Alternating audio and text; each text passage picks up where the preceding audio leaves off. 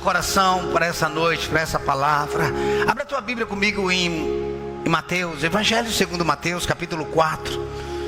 Evangelho de Mateus, capítulo 4. Vamos ler a partir do versículo 12. Eu gosto muito de enxergar as primeiras menções na Bíblia. Por exemplo, eu gosto de olhar para a primeira mensagem de Jesus. Por que Jesus pregou essa mensagem?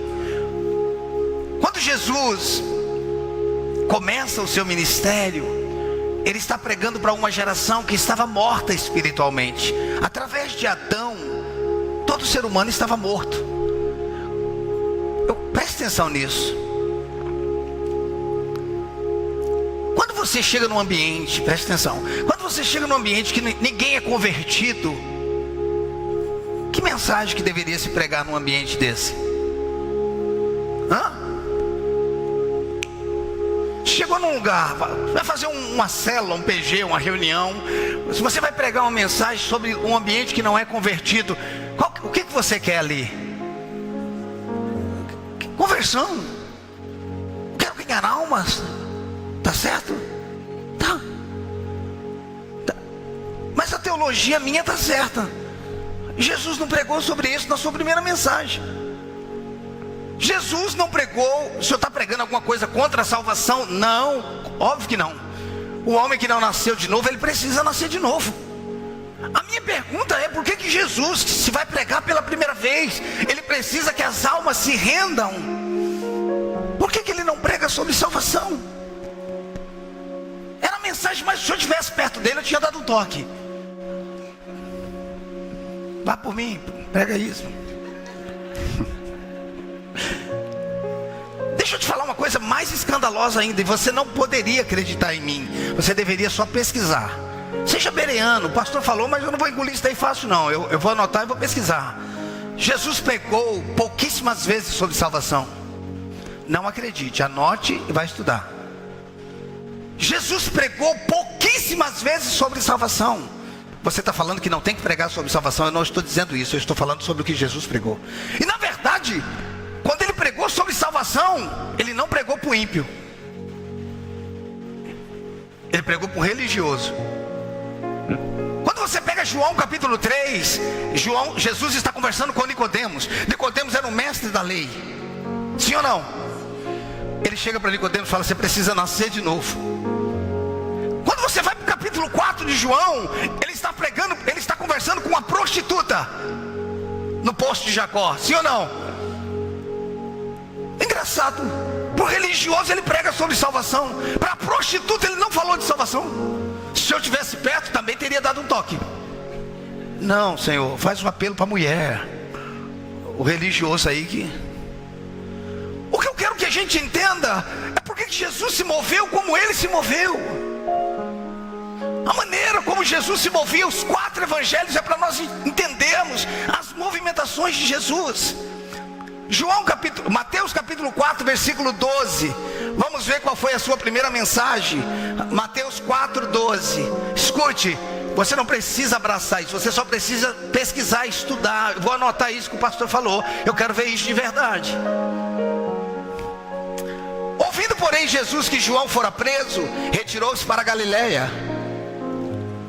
Vamos. Gente, mídia. E deixando Nazaré, foi morar em Cafarnaum, situada à beira-mar, nos confins de Zebulon e Náftali. Porque, para que se cumprisse o que fora dito por intermédio do profeta Isaías: terra de Zebulon, terra de Náftali, caminho do mar, além do Jordão, Galileia dos gentios. O povo que jazia em trevas viu grande luz, e eis que viviam na região, e aos que viviam na região e sombra da morte, resplandeceu-lhe a luz. Ele vai pregar. Daí por diante, passou Jesus a pregar e a dizer o quê? Arrependei-vos, porque está próximo. Como o senhor disse que o senhor não pregou, que ele não pregou salvação? Arrependimento não é salvação. Pastor, não existe salvação sem arrependimento. Então vamos perguntar o que é arrependimento. A palavra arrependimento ali é metanoia, mudança de mentalidade. Ele não pregou sobre a salvação, e eu não estou dizendo que eles não precisavam nascer de novo. Eu estou simplesmente pautando por que Jesus pregou mudança de mente. Qual a importância de uma igreja com uma mentalidade transformada? O que nos difere do mundo? Pastor, o que difere do mundo é que eu nasci de novo. Amém? Isso te dá uma posição espiritual. Mas o que nos difere na nossa posição é a nossa mentalidade. Durante muito tempo o crente quis ser cabeça, mas não adianta ser colocado numa posição de cabeça se a gente pensa como cauda. A ideia não é simplesmente ter uma posição, mas exercer ou desenvolver um exercício através da posição que Deus me deu. Então eu quero conversar um pouquinho com você sobre a questão da mentalidade. Pastor, o senhor prega muito sobre mente. Não, Jesus começou o ministério pregando sobre mente. Qual a importância? Se você estudar João Batista, qual era a mensagem de João Batista? Arrependei-vos. É que para nós arrependimento é choro. Não, o choro está dentro do arrependimento. O arrependimento não é choro. O choro está dentro do arrependimento. Bill Johnson diz assim: nós temos nos arrependido ao ponto de chorar, mas não o suficiente para transformarmos. Nós temos nos arrependido. Quando é que eu vivi, ou quando é que eu estou vivendo o verdadeiro arrependimento? Quando a minha mente, arrependei-vos vem da palavra metanoia, metaverso, metafísica, meta, além, acima, sobre, noia, pensamento ou razão. O que é arrependimento? É uma mudança de mentalidade que me faz pensar além, acima, todo e qualquer sentimento, pensamento ou razão. O Evangelho não veio para nos tornar religiosos. O Evangelho veio para nos trazer consciência de uma nova natureza, de uma nova vida. Eu nasci de novo. Agora eu não posso mais continuar pensando a partir da terra. Eu não posso mais continuar pensando a partir do meu passado. Sabe, Serginho, às vezes eu penso que a Bíblia começa em Gênesis 3. Às vezes eu chego a pensar que a Bíblia começa em Gênesis 3. Aí você pergunta por quê? Porque a gente vive um evangelho a partir da queda. E o evangelho não começou em Gênesis 3. O reino começou em Gênesis 1. Eu não posso viver um evangelho a partir da queda, porque se o meu evangelho é a partir da queda, quem é a tônica é o diabo. Mas se o evangelho é a partir de Gênesis 1, é porque Deus estabeleceu uma nova realidade, uma nova dimensão. Sim, pastor, mas o homem caiu. Sim, mas Jesus veio e restaurou todas as coisas. O evangelho não, a Bíblia não termina na queda. A Bíblia termina com novos céus e nova terra, uma nova realidade, uma nova dimensão. Preste atenção. Se eu perguntasse para você assim, aonde tudo começou na Bíblia? Se eu perguntasse para você aonde tudo começou, sabe o que você me responderia? Tudo começou em Gênesis. Claro, pastor, Gênesis é o início. Tá bom. Gênesis é o início? É. Tá bom. No princípio criou Deus os céus e a terra. Esse Gênesis é o Gênesis de Moisés. Ou melhor, é a Gênesis de Moisés. Moisés escreveu do que ele ouviu. Moisés escreveu a Torá, o Pentateuco, ok? Ele escreveu o Pentateuco. No princípio criou Deus os céus e a terra. Essa é a Gênesis da antiga aliança. Mas tem outra Gênesis? Tem. Coloca para mim João capítulo 1, versículo 1. Coloca para mim, João. Como é que começa Gênesis 1? No princípio. Como é que começa João? Como é que começa Gênesis 1? No princípio. Coloca para mim Gênesis 1, versículo 1. Gênesis 1, versículo 1.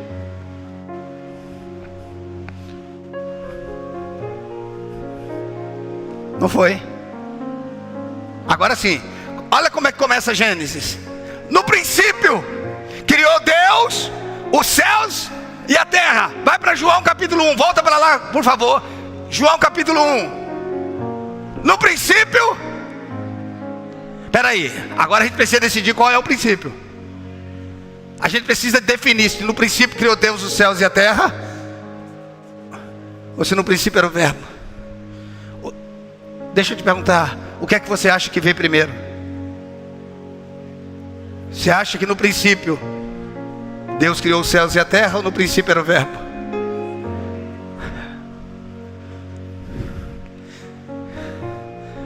Então João veio antes de Gênesis, mas está escrito na Bíblia depois de Gênesis. Porque no princípio, na verdade, quando você estuda no princípio, no original está dizendo em um princípio. Não é no, é em um princípio criou Deus os céus. Aí João vem dizendo, não, no princípio era o verbo. Eu quero que você entenda que não começou na terra, começou nele. Nada começou aqui. A nossa vida não começa aqui. A nossa história não começa aqui. A nossa história começa nele. No princípio era o verbo. E o verbo estava com Deus. E o verbo era Deus. Ou seja, João falou do princípio dos princípios. Antes do princípio de Moisés, existe o princípio de João. Porque antes de tudo, ele era. E depois de tudo, ele vai continuar sendo. Ele é antes de todas as coisas.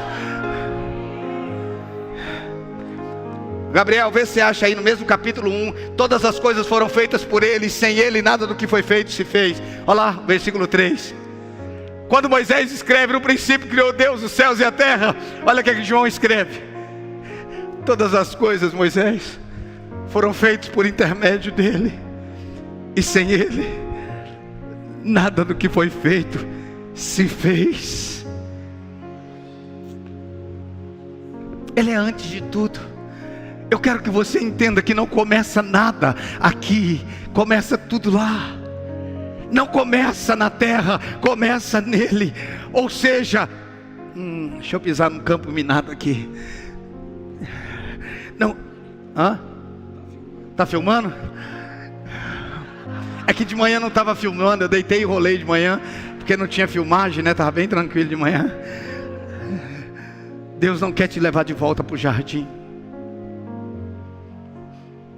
Você pode cantar à vontade. Ele quer me levar de volta para o jardim. Não, Ele quer te levar de volta para Ele. Por quê? Porque Ele é antes do jardim. Tem alguma coisa errada com o jardim? Não, mas eu posso estar no jardim sem Ele. Eu quero que você entenda que o Evangelho precisa estar centrado em uma única pessoa. É dele, por ele e para ele. É dele, por ele e para ele. O Evangelho é sobre ele. Como já dizia o teólogo americano Tim Keller. Tim Keller dizia: o cristianismo é Cristo e mais nada. Não é Cristo e mais alguma coisa. Cristo é suficiente para nós.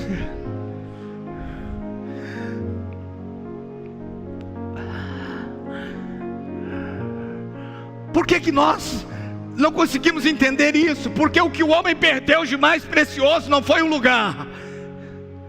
O que o homem perdeu de mais precioso foi uma pessoa. A gente, quando vai cantar, a gente, para fazer poesia, a gente canta assim: para onde eu irei, se eu não tenho para onde voltar? Biblicamente não está dizendo isso. A Bíblia está dizendo: para quem iremos? Porque a gente prefere um lugar do que uma pessoa, Neide.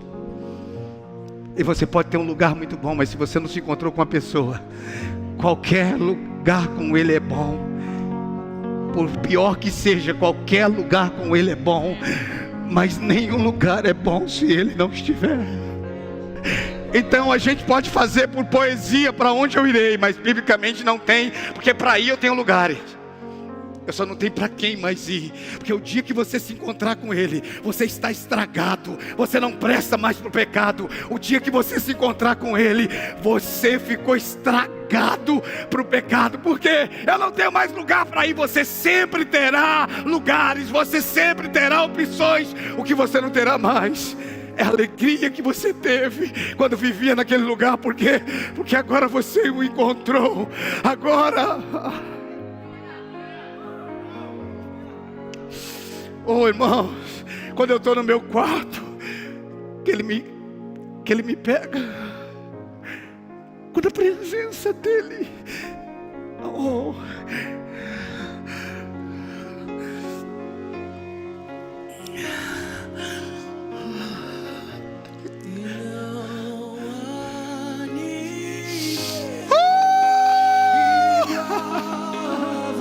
vamos declarar: não há ninguém igual a Ele.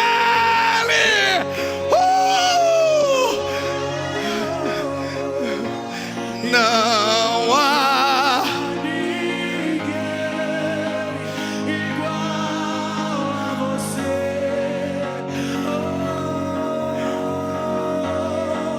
Não há ninguém. E não há ninguém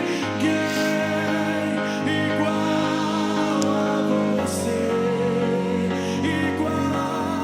a você. Escute, muitos de nós estamos buscando lugar. O que nós precisamos primariamente não é de um lugar, porque qualquer inferno vira céu com Ele, mas qualquer céu vira inferno sem Ele. Às vezes a gente pensa que um lugar novo vai nos trazer uma vida nova. Às vezes a gente acha que um casamento vai resolver a nossa vida. Às vezes a gente acha que fama vai resolver a nossa vida. Essa semana eu estava vendo um vídeo, não sei quantos de vocês viram, de um dos humoristas mais conhecidos do Brasil, que foi criado na Assembleia de Deus, ficou famoso, fez tatuagem até no rosto. Nada contra a tatuagem, mas chega uma hora que é um grito de uma alma. Tem avião. Ele se internou numa clínica. Por quê? Porque dentro de você, dentro de mim, tem um grito de saudade. Eu tenho saudade.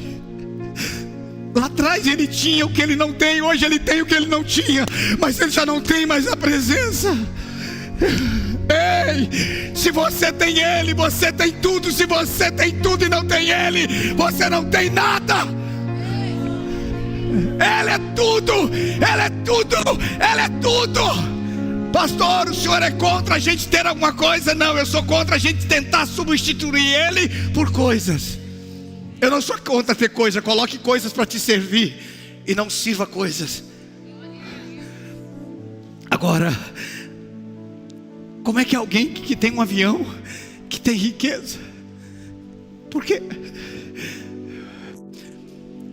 Esses dias atrás, escute essa eu nunca tinha ouvido. Eu estava pregando no culto de quarta-feira, lá embaixo no outro salão. Quando terminou um culto, uma jovem me procurou. Ela disse: eu posso falar com o senhor um minutinho? 28 anos de ministério, eu nunca tinha ouvido isso. Falei: claro. Ela olhou para mim e falou: você sabe que eu fumo maconha, né? Falei: não sabia, estou sabendo agora. Ela falou: o senhor sabe que eu fumo maconha, né? Eu falei: tá, mas por quê? Ela falou: eu nunca senti fumando maconha o que eu senti aqui hoje. Eu falei: eu gostei desse testemunho. Eu gostei, porque quando a pessoa está tentando usar uma droga, ela está tentando ter uma êxtase. Sabe por quê? Sabe por quê, Renata, que ela quer ter uma êxtase? Porque o sobrenatural é uma vida de êxtase. A Bíblia fala sobre Cornélio que teve êxtase. Todo ser humano foi criado para viver no sobrenatural, mas como ele perdeu o sobrenatural, ele está usando drogas para viver uma êxtase. Escute, o dia que você dá uma chapada nele, cara, o dia que você tomar uma dose dele, não tem mais droga no mundo, não tem mais nada. Tu és tudo que eu quero ser, e tudo que eu quero ter. Sobre ele. E tudo que eu quero ter. Tu és tudo que eu quero ser, e tudo que eu quero ter. Tu és tudo que eu quero ser, e tudo que eu quero ter. E como um selo em meu coração, tu és meu tesouro.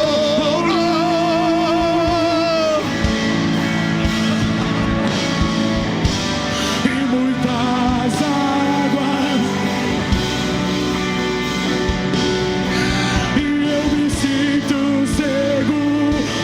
Vamos! Como um selo, e como um Selo em meu coração. e tu és meu tesouro.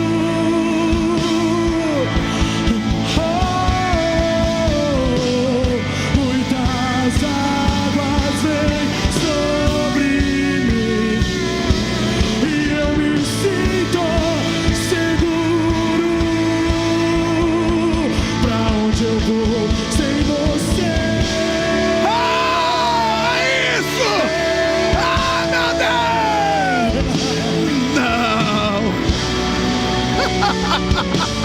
Grande amor, tu sabes tudo que eu não sei.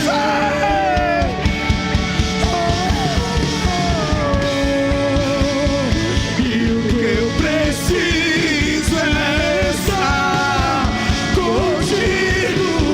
Pra onde eu vou sem você?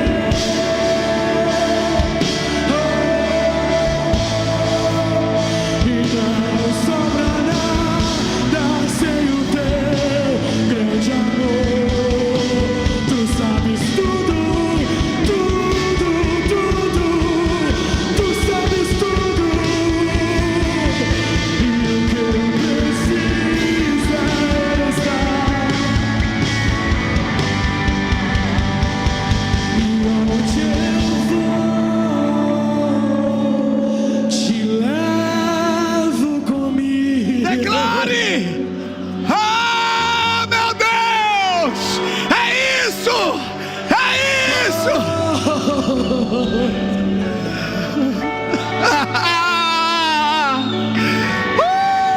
Eu te levo, eu te levo.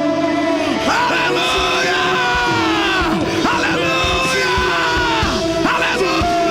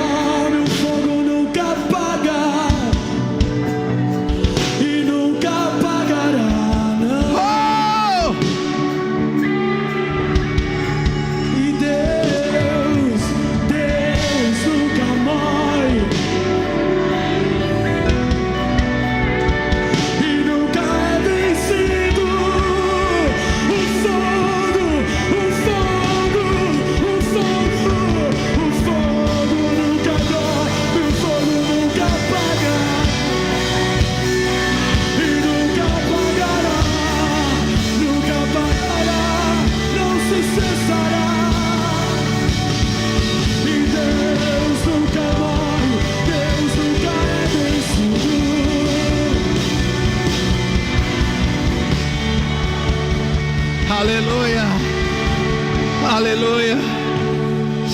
Senta aí só um pouquinho. Só um pouquinho.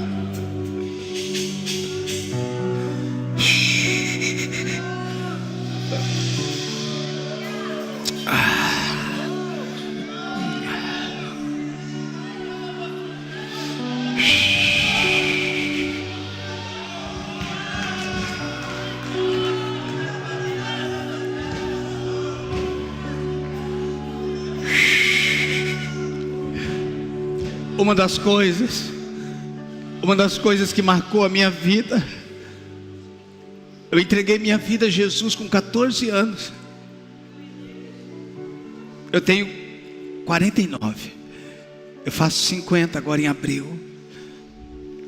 Mas uma das coisas que marcou a minha vida foi o quanto que Deus me pegou.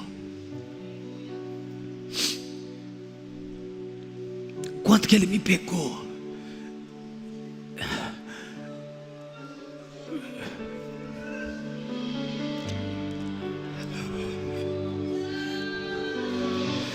Eu não quero saber a tua teologia, cara. Eu só quero saber se você tem o cheiro dele.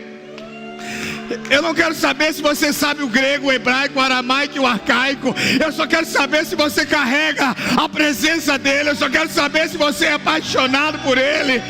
Eu não quero saber se você tem 5 anos de bacharel. Eu só quero saber se você queima pela presença dele. Se você o ama com todo o teu ser, com todo o teu coração.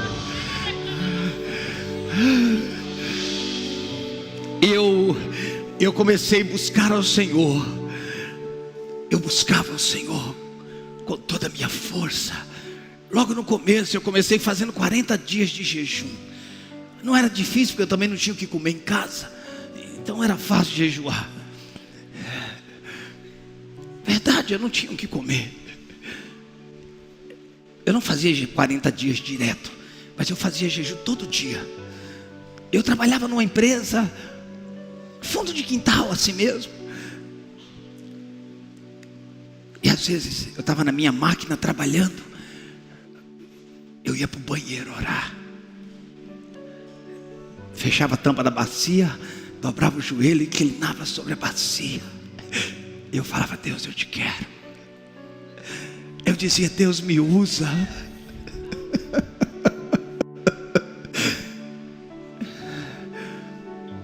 E um dia eu estava orando, Vanessa. Não, eu estava na minha máquina trabalhando. Ele falou para mim assim: oi, filho. Ele falou comigo pela primeira vez. Eu era como um Samuel. Ele me disse: filho. E ele começou a conversar comigo. Eu falei: eu estou ficando fanático. Eu estou ficando fanático. Eu não tinha com quem conversar. Eu desliguei minha máquina, fui conversar com os amigos. Fiquei ali uns 10 minutos rodando. Depois eu voltei para a máquina. Quando eu liguei minha máquina, ele disse: você não está ficando louco? Sou eu que estou falando com você. E era uma terça-feira. Por que eu lembro que era uma terça-feira? Porque naquela noite a gente tinha culto. Toda terça-feira a gente tinha culto na nossa igreja. E ele falou assim: para provar que você não está ficando louco, eu vou te dizer aonde o seu pastor vai pregar hoje à noite. Ele vai pregar no capítulo tal, no versículo tal. Eu fui para o culto. Claro que eu não falei com ninguém, eu achei essa loucura. Cheguei, sentei no banco da igreja, abri minha Bíblia no capítulo tal. Quando o pastor pegou o microfone, ele falou: abra a tua Bíblia no capítulo tal, no versículo tal.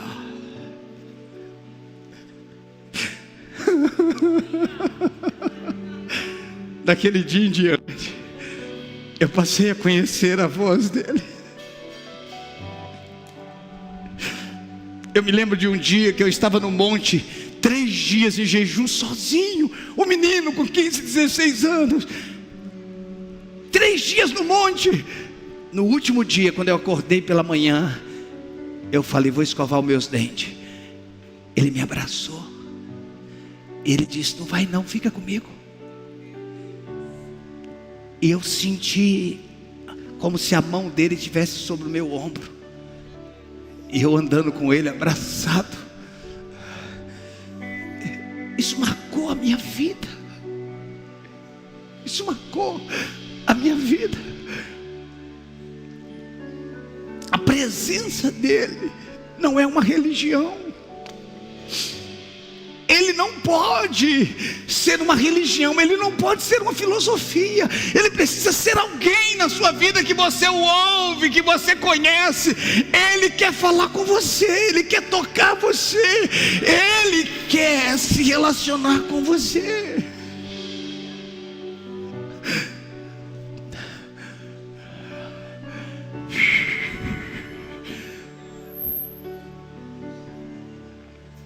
Ele não pode ser alguém distante.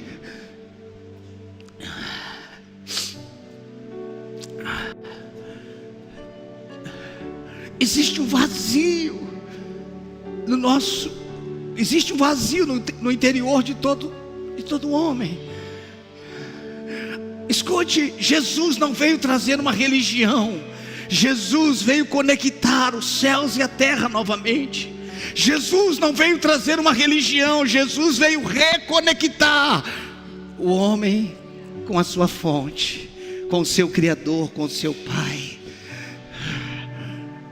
Ele não veio trazer regras, ele veio trazer relacionamento.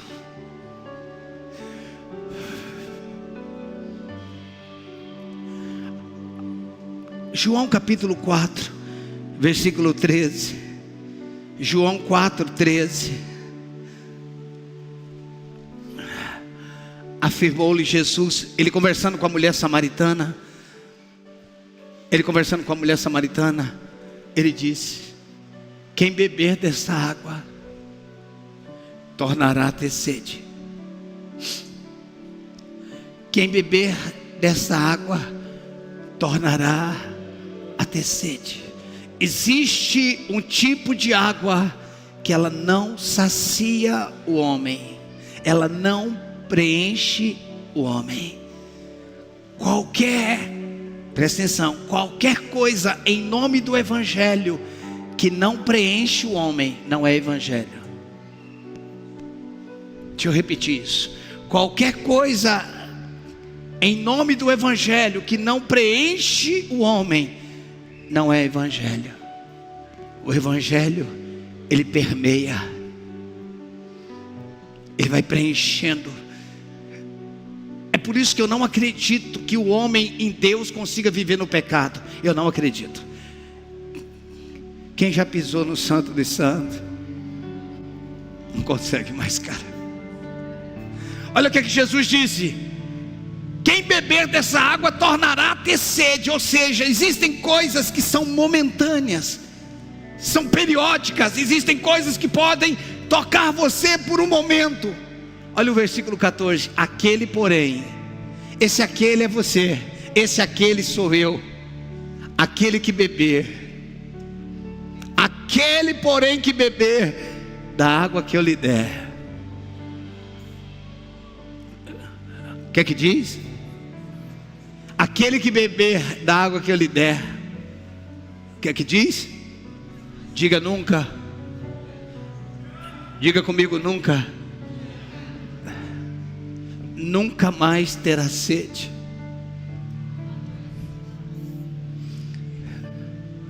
Pelo contrário, a água que eu lhe der será nele uma fonte a jorrar para a vida eterna. Como é que está aí dentro? Como é que você acorda todos os dias? Como é que está o teu interior? A religião, ela tem fórmula, mas ela não tem plenitude. A religião, ela tem dogmas, ela tem regras. O cristianismo tem relacionamento. A religião, ela trabalha com o que pode e com o que não pode. O cristianismo não. Você se encontra com ele e nunca mais. Nunca mais você consegue ser mais o mesmo. E o problema é que alguns de nós, com todo respeito, eu vou falar com todo respeito, o problema é que alguns de nós achamos que nos encontramos com Cristo. Mas na verdade só encontramos uma religião. Me ouça, eu já vou encerrar. O problema é que alguns de nós, através da religião, encontramos um ministério, mas ainda não encontramos Jesus. Pastor, é possível encontrar um ministério e não encontrar Jesus? É. Você pode trabalhar para Ele sem nunca ter sido apresentado a Ele.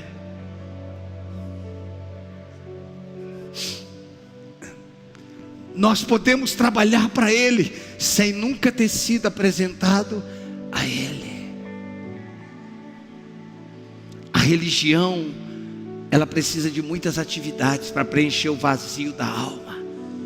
A religião, ela precisa de muita movimentação para preencher o vazio da alma. O cristianismo não. Ele não precisa nada disso. A hora que você tem um encontro com Ele,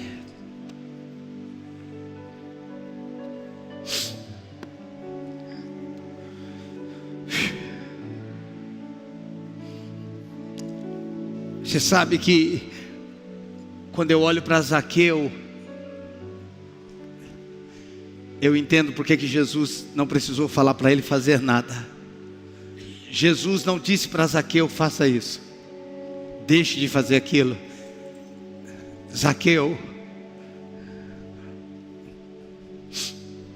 ele era um cobrador de impostos. Ele não era bem visto na sociedade. Ele só pegou a rota que Jesus estava passando. Ele falou: eu só quero ver, eu só quero vê-lo. Mas na hora que Jesus está passando debaixo da figueira, Jesus olha para cima e falou: Zaqueu, desce daí. Porque Jesus não responde perguntas, Ele responde à fome. Ele não responde perguntas, Ele responde à fome. Desce, porque me convém entrar na tua casa hoje. E Jesus entra na casa de Zaqueu de uma forma inesperada. E os dois ficam ali, quem sabe, à mesa, um olhando para a cara do outro. A Bíblia não fala que eles ficaram conversando. Quem sabe houve um silêncio. E a presença de Jesus ali. Talvez a conversa daquele momento está quente hoje, né? Será que vai chover? Já sentou numa mesa assim que não tem o que conversar e começa esse negocinho? Chuva, né? Parece que, né? Não tem assunto, né? Você imagina Zaqueu sentado, esperando a comida sair, porque o convidado chegou de repente, e a presença de Jesus está ali, Zaqueu está ali. Não tem conversa, mas tem presença. E a presença vai tomando forma dentro de Zaqueu. Chega uma hora que ele fala: eu não aguento mais não. Se eu tenho defraudado alguém, eu preciso devolver. Se eu tenho roubado alguém, eu vou devolver. E sabe de uma coisa? Eu decido dar aos pobres metade de tudo que eu tenho. Jesus não liberou uma palavra, nem um mandamento, mas a presença dele foi suficiente para transformar. Ei! Você sabe o que eu creio de verdade? Você sabe o que eu creio de verdade? Que a gente precisa de um ambiente da presença dele. Se a gente estabelecer um ambiente da presença dele, o pecado vai ter que sair, o casamento vai ser transformado, a presença dele nos constrange, a glória dele nos constrange. Pastor, o que eu faço para parar de pecar? Traga a presença dele para esse ambiente. Entra para o teu quarto, fecha a tua porta, traga a presença dele, e você nunca mais conseguirá ser o mesmo. Nunca mais, nunca mais, nunca mais. Feche teus olhos.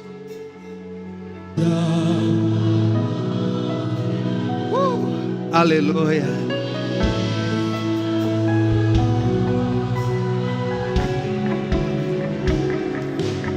Aleluia. Eu acredito que o Senhor está incendiando alguns corações novamente. Eu acredito que uma paixão que um dia esteve acesa, uma paixão, uma fome, ela está sendo despertada novamente. Escute, eu acredito no novo tempo sobre as nossas vidas. Eu acredito que Deus está nos chamando de volta à simplicidade, a simplicidade de coração, a pureza de coração, a simplicidade. Eu não estou falando sobre sermos menino, mas sobre a simplicidade no coração, para nós voltarmos a viver aquilo que um dia queimou. É hora de nós tirarmos todo o peso que nos embaraça. É hora de nós nos abrirmos. Escute, queridos, Deus vai trazer um peso de glória sobre as nossas vidas. Deus vai trazer um peso de glória sobre a igreja brasileira. Deus vai trazer um peso de glória sobre esta nação.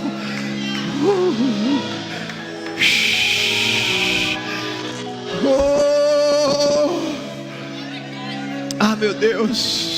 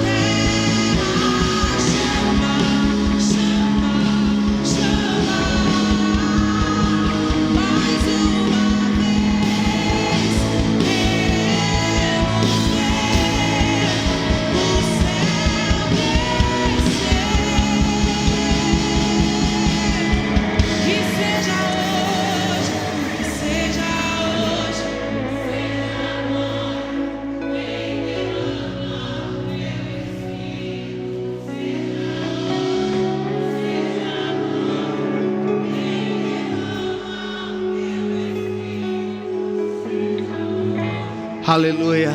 Vamos aplaudir a Jesus.